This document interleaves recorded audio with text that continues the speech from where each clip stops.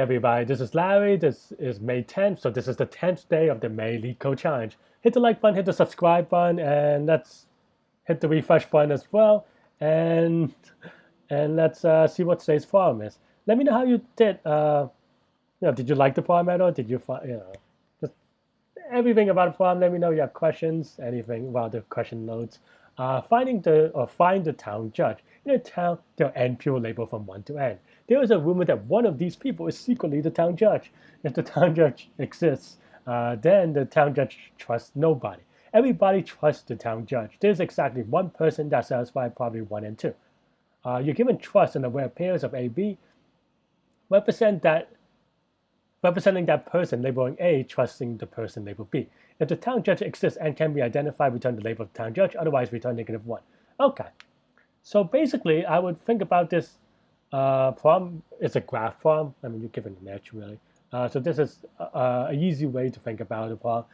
And the town judge trusts nobody. So that means that if you want to draw an edge from A to B, where A trusts B, the town judge trusts nobody means that there's no edge going from a person A, and that everybody trusts the town judge, meaning there's n-1 edges pointing at that person A. And we could keep track of, and we are giving all these edges, and we don't even have to build the entire graph. We could just keep track of what we just said, right? The number of people that each person trusts, and the number of people that trusts this person. And these are in graph theory terms. That's just the in degree and the out degree. And that's what we're going to implement. And I think that should be pretty straightforward once we have that foundation up. So let's get into it. And because you can do this in over, I didn't even look at the complexity because we can do this in O of y time, y being the number of edges, and that's the input of trust.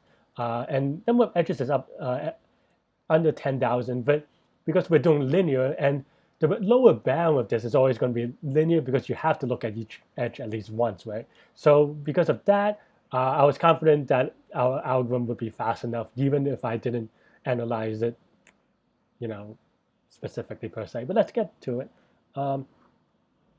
And yeah, and we could just create an in degree array, in degree times n, out degree, 2 times n. Okay, so now for each edge in trust, so let's just use their terminology, which is for A, B in trust, there's an edge going from A to B. And what does that mean? That means now our degree of A is incremented by 1 because there's a outgoing edge. And an in degree of B is incremented by 1. One thing I need to check is whether this is 0 index or 1 index. Okay, 1 to n. So this is 1 index. So we just have to just be a little bit careful. I'm just going to convert it to 0 index in my case. And then now we just have to go through the list. For x in range n plus 1 to count from 1 to n now, because we changed it to 0 index. Okay.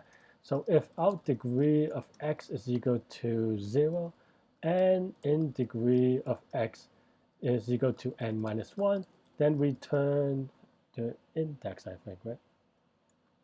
Yeah. Okay, the label.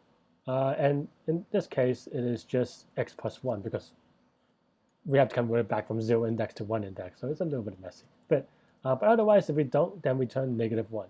Okay, that's one this, and also put in at least the sample test cases.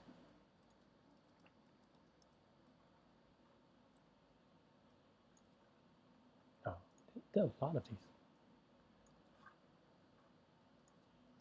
which is good because they don't always give us a lot of these.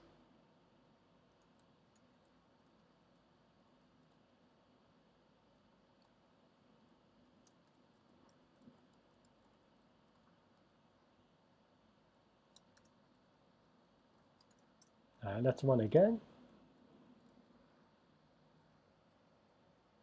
Okay, looks good. Are there edge cases? Mm, yeah, maybe one, like with one number and no edge.